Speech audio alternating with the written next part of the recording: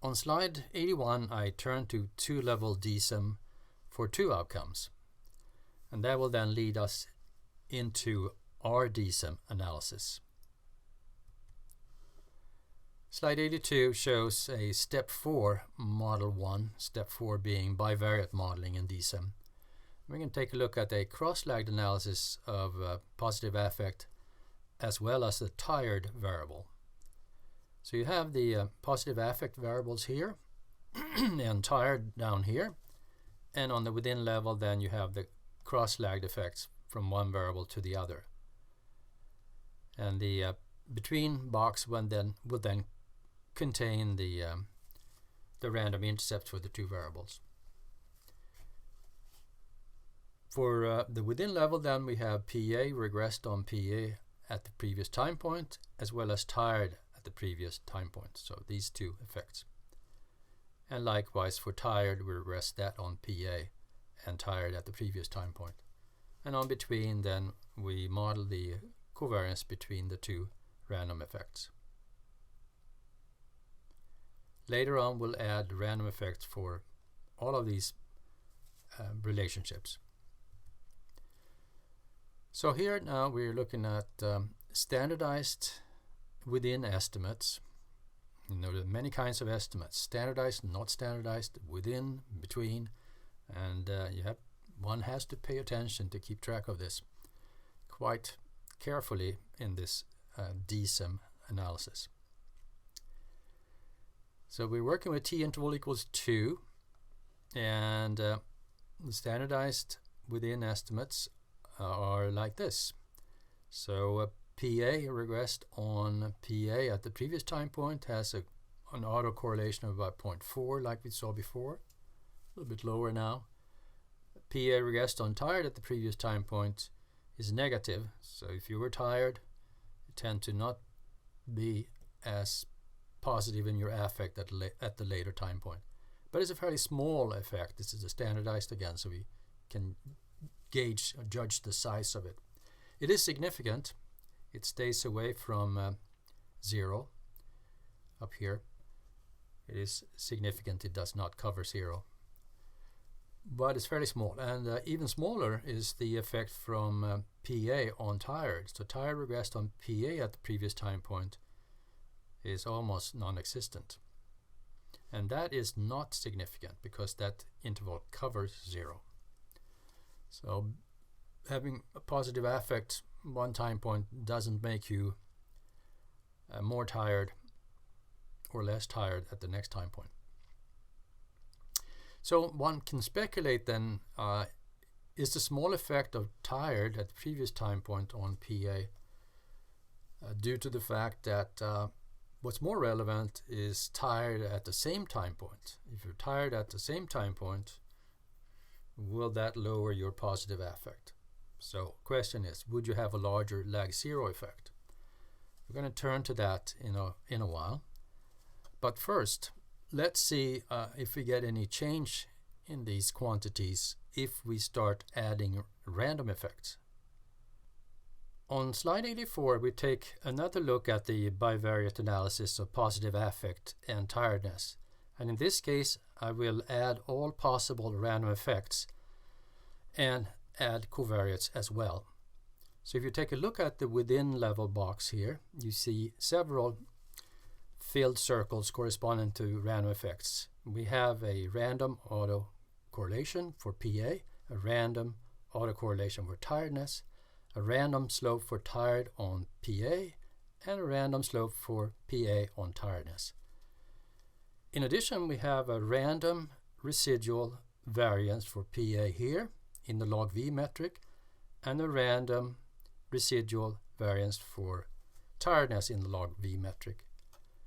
And now here we focus on the new feature, CPT, which is a random residual covariance, however expressed in a so-called Fisher-Z metric that we will talk about on the next slide, which in most cases is almost exactly the same as a correlation metric. So ultimately, we will think about this as a random residual correlation. So all of these filled circles then become open circles on between, latent variables, and we have 9 of them here, including the 2 random intercepts, one for PA and one for tiredness. So 9 effects that are then regressed on, in this case, one between level covariate, a covariate that varies across individuals only, not across time, and therefore belongs inside of the between box. So this is possible, but I want to caution you that adding random effects everywhere you can be problematic. You can imagine if you include more variables here, the number of random effects is going to increase quite a lot. And although the base estimator in principle can handle random effects, you probably most often don't have sufficient data to support that kind of estimation. And you will run into convergence problems. You may not have enough time points for enough individuals in your sample. So on the next slide, we're going to take a look at how this random residual correlation comes about and how to think about it and how to interpret it. Then let's take a look at random covariance, which is new in version 8.9.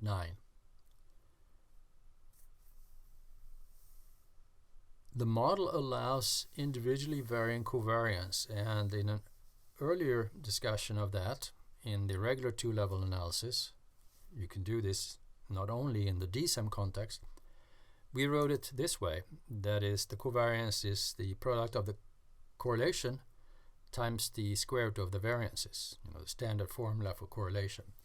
You draw on that. And we have sub I for all 3 of those quantities. The problem is that the correlation is not normally distributed. It can't be, because the correlation is between -1 and +1, restricted that way. So just like for variances, we transform it into something that is normally distributed. So we're looking at a so-called Fisher transformation, which looks like this. And that Fisher transformation is approximately normally distributed. Not exactly, but very approximately normally distributed, with a mean and a variance. And it's those quantities that we're going to print in the output for the estimates. The Fisher transform is actually based on trigonometry. It's an inverse hyperbolic tangent function, tan h -1 to the power of -1, -1 being the inverse. Now, it looks like this. So on the x-axis here you have the correlation varying between -1 and +1. And on the y-axis you have the Fisher z, which can vary from -infinity to +infinity. Here it's only from -3 to +3. So you do this non-linear transformation here to make sure that the correlation never goes below -1 or above +1.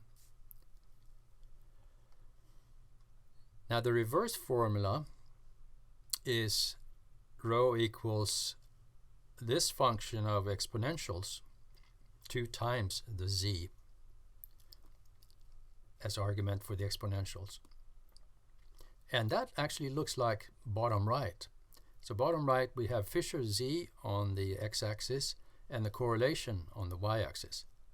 So you have this S-shaped function which looks very much like logistic regression, because we keep the values then between the y values between -1 and +1 here. So it's like a logistic regression, except then on the y-axis we have the probability between 0 and 1. But you can see it looks a little bit like the logistic regression equation.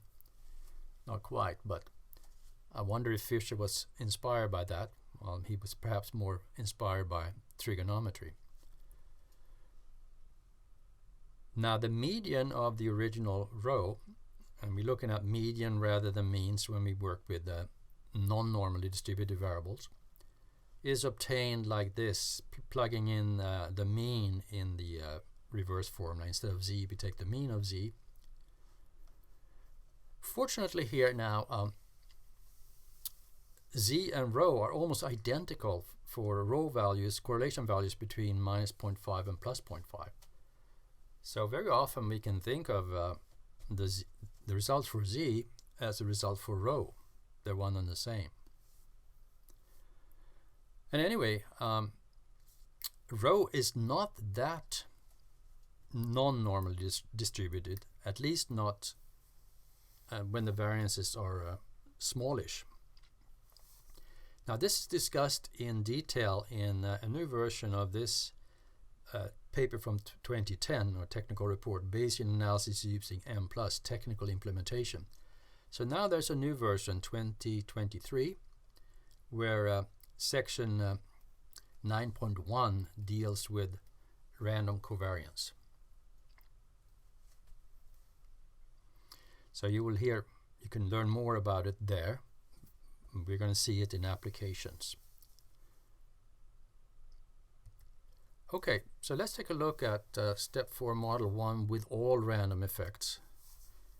And here now we're going to bring in the x variables, the between level variables of SDQ, the emotional problem as a child, and girl, gender variable. And we're going to define girl as the gender -1, to make it girl versus boy. And then we're going to center SDQ, grand mean center, so that intercepts correspond to boy for the average SDQ. And now we have two-level random, where with so many random effects, we have 9 random effects, we better increase the B iterations to 2000, usually we work with 1000, and add thinning. So the within model then is the autocorrelation for PA and the log V residual variance for PA, and same thing for tired. And then the slope of PA on tired, PT, PA on tired, and the slope of tired on PA. And now we have also this covariance in the z-score, in the Fisher Z metric, PA with tired. So that's a residual covariance in the Z metric. And like we said, we're going to think about that ultimately as a correlation, because we're going to see values between -0.5 and +0.5.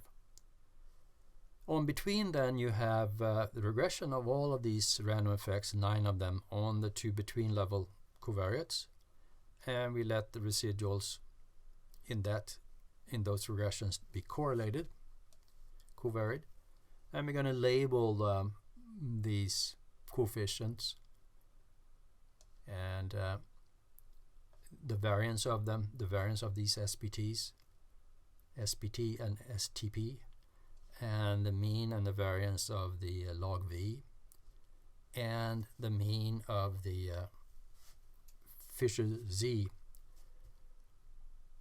covariance value. Now, model constraint then we use to compute a couple of values. For instance, we might be interested in the standard deviation of the variance of SPT, and likewise for the variance for the tired regression. And we may also, for the log V, MPA and MTIA, take a look at the means of them. Actually now I probably would use the median instead, and we talked about quartile as well in previous slides, using these expressions that we talked about earlier. And here we have the new expression for the median for the correlation between P and T, which is Now it is a correlation. We have back translated into the correlations. And the expression looks like this, just like we talked about on the previous slide. So I'm talking about this formula, the median here, using the reverse formula for rho. Now, with so many random effects, we should have some clear analysis strategies. So on slide 87, I point out that it's important to have a sufficient number of time points without missing data when estimating random effects such as regression coefficients, because the estimation is based on computing the random effect value for each individual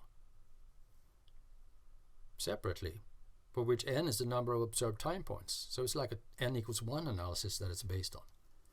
So if you have many individuals with few time points, that may complicate the convergence. And we talk about that in this practical aspects paper. It's a technical report that we keep updating. And the highlights of that is that convergence can be made harder by including individuals that do not vary across time. Well, we took care of that with positive affect. I didn't do it for tiredness. I should have, probably. Number of random effects should ideally be smaller than the number of time points. So 9 random effects means that we should have at least 10 time points observed for at least, I would add, for the majority of individuals, you should have 10 or more time points observed. And convergence problems can be avoided by building up the model in steps. First, starting with random intercepts only, adding random effects, looking for these z values greater than 3, the T-Hermer rule of thumb for their variances. And don't correlate the random effects right away. That also simplifies the analysis. Slide 88 then, let's take a look at the number of time points for each individual. Is the number of time points sufficient for 9 random effects is the question. And we're working with t-interval equals 2, so with quite a few inserted missing data rows. So the sizes of the cluster series for the t-interval equals 2 analysis. Here we have it for the original data, which is what we obtained in step 1, two-level basic. So we see our familiar person 45 here, which has 6 time points, but we know that 45 over here actually has only 2 without missing in the original data. But we're more interested in people who look like they have at least 10 time points. 10 is more than 9. So 197, what about that person? Well, we find that person over here. That person has only 4 time points. So that's less than 9. 196 has only 5. 319 has only 4. What about 572? Where is 572? It's up here with only 2. 161, 2 as well. 456, 5. 415, 5. What about 357, which we claim we have 22 time points, but not all of them are observed. So 357, well, there we're starting to get 11 above 10. So cut off somewhere here, then in sufficient number of time points without missing data. And since we have many more clusters going up to time points 84, I would say that the large majority of the clusters do have more than 10 observed time points. So we should be fine here.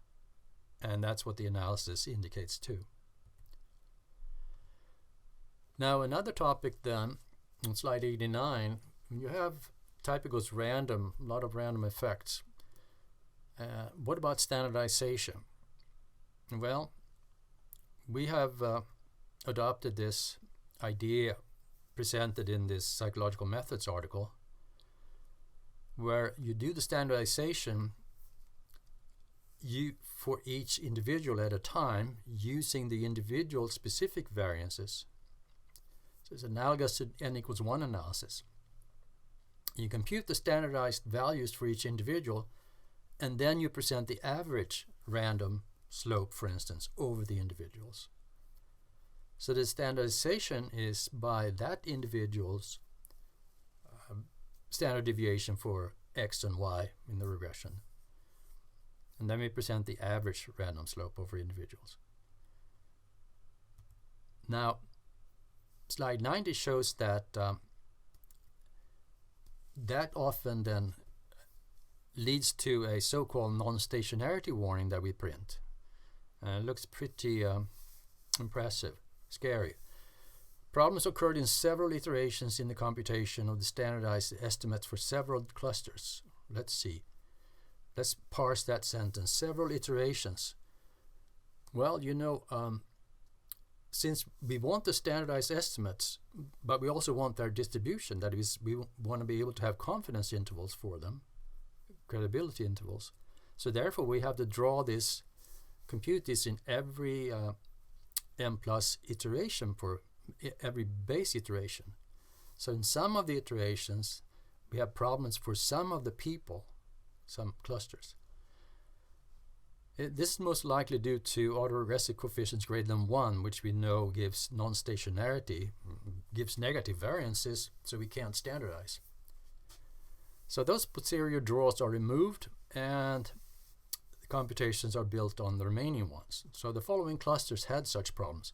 So it looks like a lot, but then remember, it's only in some iterations for some people that in the posterior distribution of the for the autoregressive coefficient, it spills over beyond 1. Far fewer clusters would be mentioned when the autocorrelations are not random. Typically this can be ignored, and that's described in this FAQ that we have here on slide 91. We have frequently asked questions, entry, standardized coefficients in DSEM or DSEM that you can find through this URL. Message can typically be ignored. Mplus handles it optimally, is what that FAQ says. Typical reason is random autocorrelations, where in some iterations for some individuals, some part of the posterior distribution is greater than 1. So the variance are negative under stationarity assumption, which means that the standardization cannot be done. It's due to small sample size or small number of time points for many individuals. And you can learn more about causes of this by doing n=1 analysis yourself for the different people that are mentioned. Or you can also examine factor scores to find clusters with large autocorrelations. And I'll show you later on how to do that. On slide 92 then, let's take a look at the estimates. And now we're going to take a look at unstandardized between level estimates. One of the 4 possibilities, you know, within, between, unstandardized, standardized. So unstandardized between, and we regress on these 2 covariates. But here we're first looking at intercepts. So that would be the mean for boys at the average SDQ value. And on this slide we focus on the slope of PA on tiredness, minus 0.063. It's still a small slope on average. And this is for boys now. I think there were about 63% girls in the sample. So it is significant, but still fairly small. And we can also look at then the residual variance for that SPT, which is this down here. And it is not quite obeying the rule of ratio at least 3 here. It's, what is it, 2.5? And it's just barely above 0 for the lower confidence limit or credibility limit.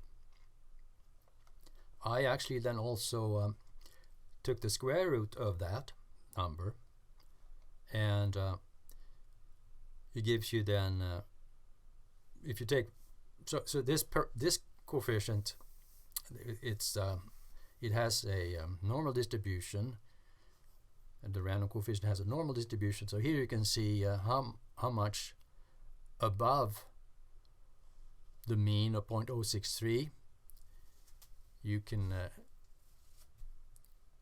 well, in this case it would make it slightly positive, that relationship, or if you subtract it you get it slightly more negative, but still it will be only what, minus 0.13 at 1 standard deviation below the mean. So it's still a very small coefficient. And the unstandardized non-random estimate, it's the estimate I'm talking about is the slope of positive affect on t without covariates is minus 0.048. So no matter what, even with the random slope, we don't have much of an influence of previous tiredness on current positive affect. Now this was this was for the intercept, that is for boys at average SDQ. Now if you look at it overall, not conditioning in that way, you can take a look at the within level estimates averaged over clusters, and the within level specific standardization. Except here we carry out a trick. We use STD standardization, which refers to standardization with respect to factors defined by bi. And since there are no factors, this is then unstandardized in this case. But it's still the within level standardization idea, so it's an average over clusters. So here you can get the overall effect, not conditioning on the covariates. So you get the SPT here, slope, random slope P on T, and it's the small value comes up here again. It's reflected that way once again. So here the bullet says this trick is that the standardization has no effect here due to no latent variables, making the results comparable to the unstandardized between level estimates that we just looked at. And note that log V entries here are on the where do we have log V? Is on the variance scale, so positive values, no exponentiate.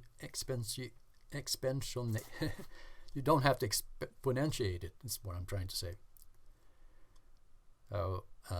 Typically we give them in the log V scale, but here we have already translated to the variance scale, so no exponentiation is needed. Another thing to note is that the standard errors of these cluster averages decrease as a function of cluster size. And very importantly, for significance testing of a random slope mean, the unstandardized means should be used, the estimates, not the cluster average standardized slope that we're looking at on this slide. So the significance testing should not be using this part of the output. So that was the story about the slope of PA on tiredness. Now let's go back to slide 92 and take a look at the random covariance or random correlation. So we're looking at unstandardized between level estimates, and the intercept here then for CPT is minus 0.193. So that is then since it is in the range of minus 0.5 to plus 0.5, we can simply think of this not as the intercept for the Fisher Z, but as the intercept for the actual correlation. And it's significant, not including 0. And it's of a small size, but still perhaps important. And we look at the, and we see that the, yeah, it's significant, exactly, yeah. And we can take a look at the residual variance, and we using the TMR's rule of thumb here, the ratio here is certainly greater than 3. And that's the confidence interval for it. And the median of it is minus 0.191. And that's fairly close then to the mean, albeit for the Fisher Z, but we're saying they're the same, so they come out to be very similar.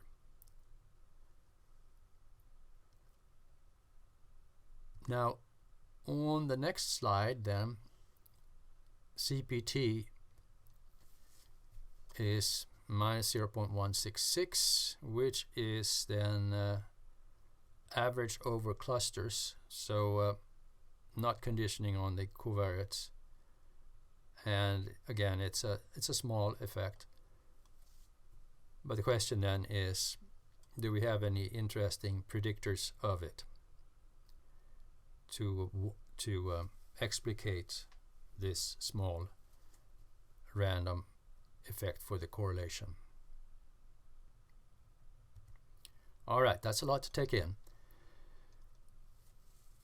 Basic knowledge needed for interpreting things correctly. So now let's take a look at the regression coefficients for the covariates. So now we are in the between box of the model, and we're looking at the unstandardized between level estimates.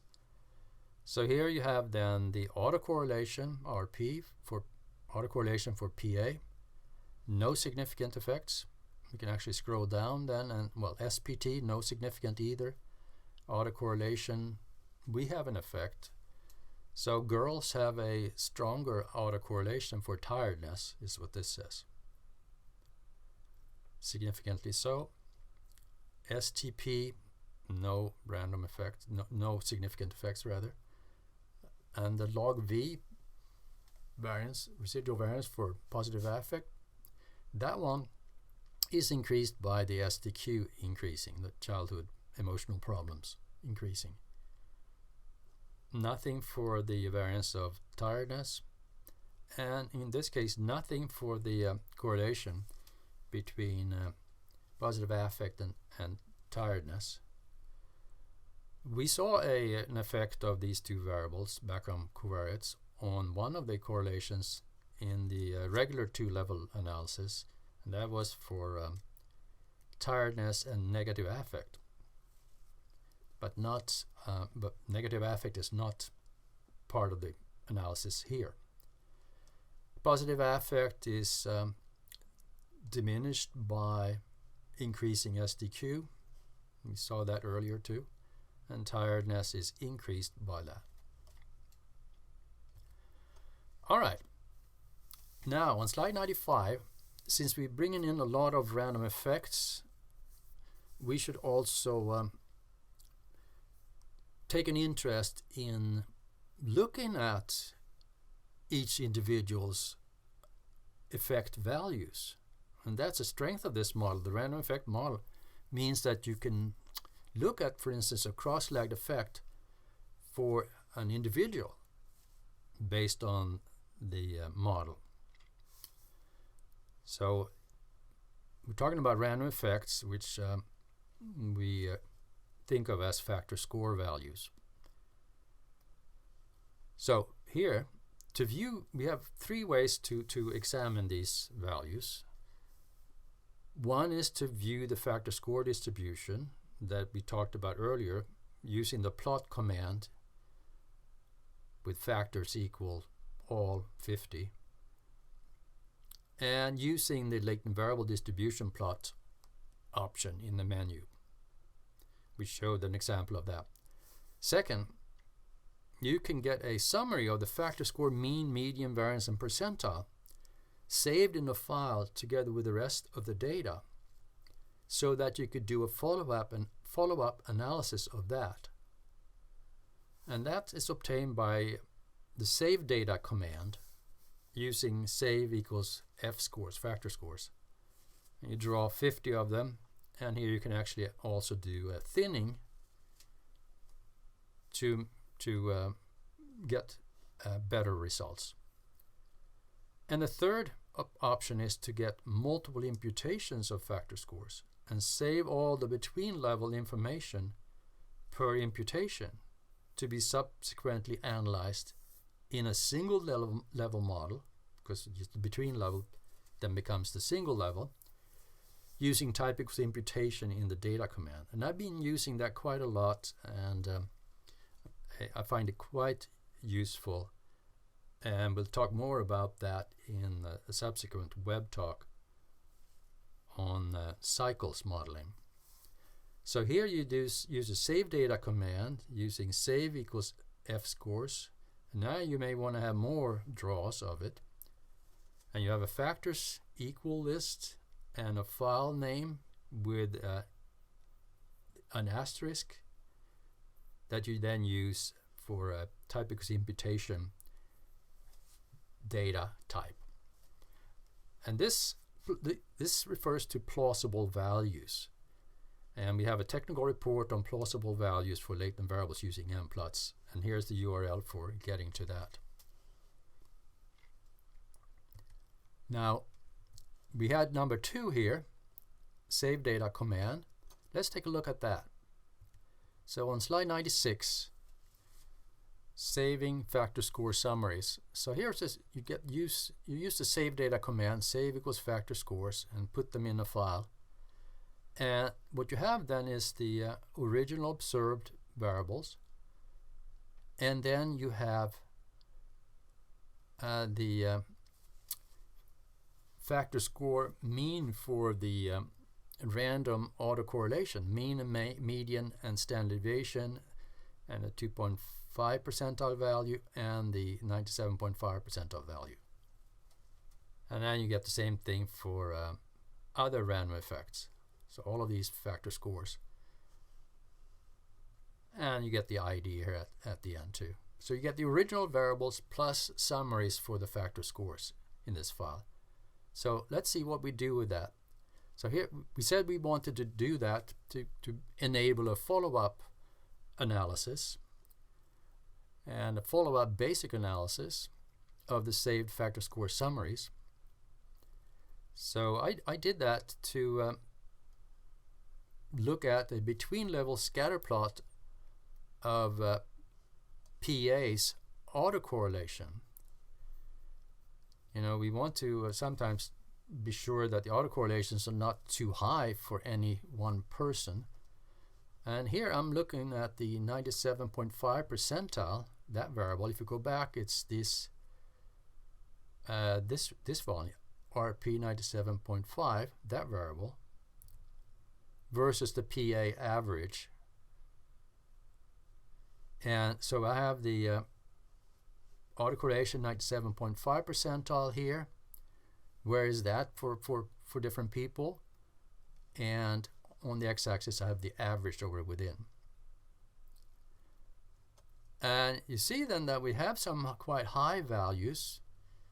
You know, percentile for a person can be either low or high. It's a high percentile, and when the high percentile is very, very high, then you're likely to get a non-stationarity situation. So if here you find one person, it turns out if you click on it, it's ID 414, and it sits out to the left here for a very low PA average. So it's a very unusual person, low PA value. Perhaps this person has low PA over time, and the autocorrelation is very, very high. And the autocorrelation here is actually 0.97. So this is kind of person who can give us problems in the analysis. And it's also a very unusual individual. Perhaps we should consider it an outlier to be deleted.